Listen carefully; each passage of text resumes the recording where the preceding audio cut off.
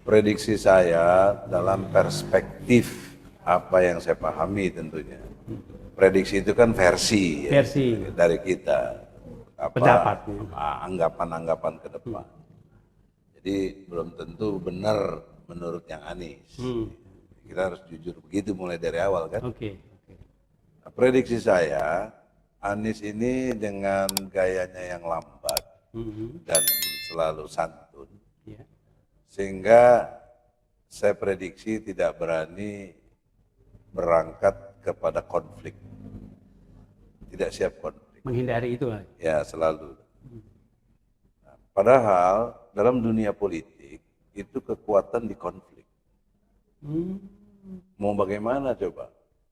Semua masing-masing punya gagasan dan berseteru di dalam pemilu. Sekarang yang menang si Fulan, kita udah tahu siapa. Tapi apa yang dibawa oleh Anies yang harusnya itu kebenaran kan nggak disuarakan. Misalnya contoh kaitan dari yang awal ya. Kalau boleh jujur ada anomalinya gitu loh. Misalnya pas waktu awal Gibran muncul, Anies menyambut dengan baik.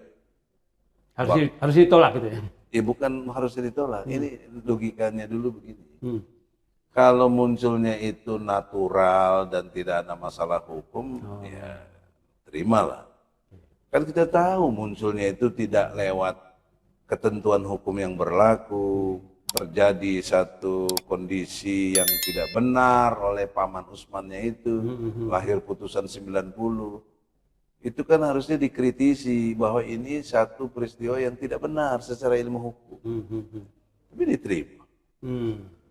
Kemudian berlanjut kepada putusan KPU yang menerima pendaftaran Gibran dan Prabowo tanggal 27 Oktober.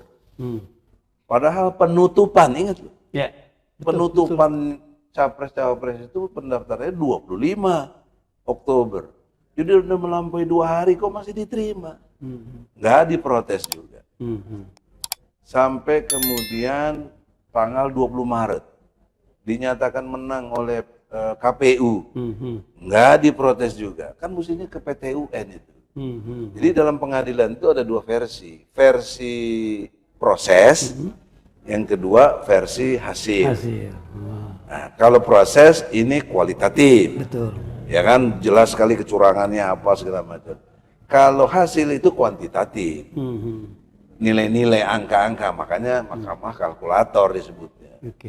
Nah ini nggak dikonflik, artinya nggak di-challenge oleh Anies sebagai satu kandidat atau capres yang unggulan dari umat Islam.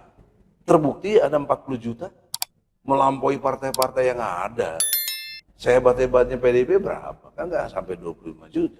Ya, tapi ngomong-ngomong kan tim hukum nasional kan dalam media, berbagai media itu menyatakan kita protes kok waktu itu. Iya, protes itu harus ada bukti.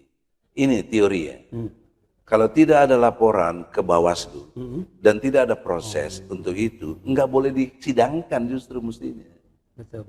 Nah, ini tetap dipaksakan dan kejahatan MK menurut saya dia mem-PHP.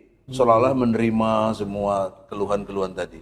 PHP-nya di-endorse supaya dikesankan wah hebat ya.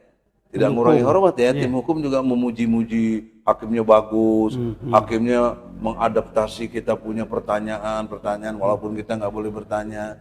Itu juga harusnya kan diprotes.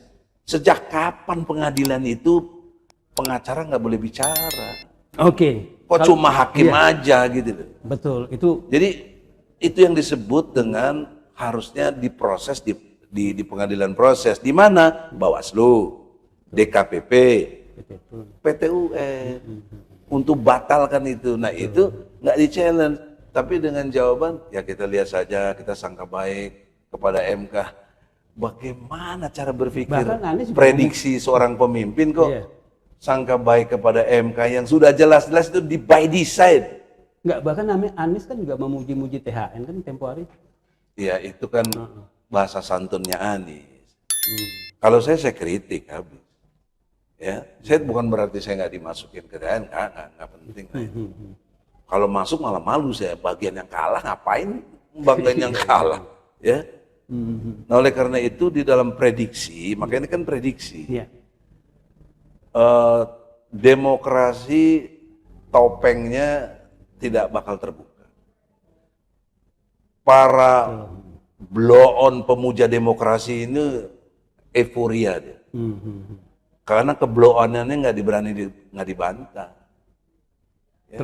Contoh aja, hakim nih, namanya Arif Hidayat. Semua orang tahu di sidang MK itu. Dia bicara tentang Presiden Jokowi tidak bisa dipanggil atau jangan dipanggil untuk sidang. Karena dia adalah di samping Presiden kepala pemerintahan, Jokowi juga adalah kepala negara. Nah, dia lupa dua hal di situ. Satu, pasal 27 ayat 1 mengatakan setiap warga negara berkesamaan kedudukannya dalam pemerintahan dan hukum tanpa kecuali. Kenapa dia kecualiin presiden? Betul. Dia lupa yang keduanya adalah presiden itu nggak mungkin jadi presiden kalau tidak WNI. Misalnya Jokowi WNA, mana bisa jadi presiden? WNA kok. Nah karena dia WNI, dia bisa jadi presiden, jadi tidak boleh dipisahkan. Dan kembali ke pasal 27, berkesamaan kedudukannya dalam pemerintahan. Kok enak aja dia bilang Jokowi nggak dipanggil, padahal sumber masalahnya ada di Jokowi. Ketika mengkonfirmasi 4 menteri, memberikan keterangan yang tidak sesuai dengan harapan yang ada, karena ada hal-hal yang data-data yang tidak pas. Misalnya, bansos 560 triliun. 360 miliar, itu yang beredar. Saya kutip dari EF Saifullah, tapi sayangnya EF kalau diminta saksi katanya nggak mau. Nah, boleh konfirmasi untuk konfirmasi yang benar, gitu. Dan juga udah dipaparkan oleh Faisal Basri di pengadilannya itu betapa dahsyatnya pengaruh bansos itu kan. Ya, tapi hakim bilang nggak ada pengaruh bansos. Nah, bentar, masih penting lagi nih, yang penting lagi. Yang kedua, putusan MK tidak ada ditemukan nepotisme. Itu logikanya bagaimana hakim begitu? Kalau tidak ditemukan adanya nepotisme, berarti Gibran bukan anak Jokowi. Atau Jokowi bukan bapaknya Gibran. Usman bukan iparnya Jokowi, bukan pamannya Gibran. Itu kan logika yang harus dikonfirmasi. Makanya bagusnya nih ada eksaminasi mestinya. Memang itu udah final and binding, tapi eksaminasi kan boleh. Menguji itu kok nggak benar. Dan mestinya MK diperankan lagi. Kenapa MK boleh meriksa si Usman? Sampai dipecat lagi. Kok urusannya begini nggak boleh? Kan belum ada yang usul. Ini kita usulin di sini, prediksi.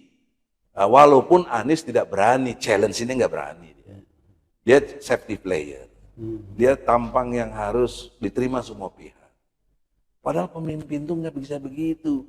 Sehebat apapun Nabi Muhammad, suci dia, nggak diterima sama si Abu Jahal, Abu Lahab, oleh kaum Quraisy. Tapi don't care Nabi Muhammad, tetap challenge. Ingat apa yang terkenal dari Nabi itu? Bila matahari di tangan kananku dan bulan di tangan kiriku, bila aku harus berhenti berdakwah, aku tidak mau.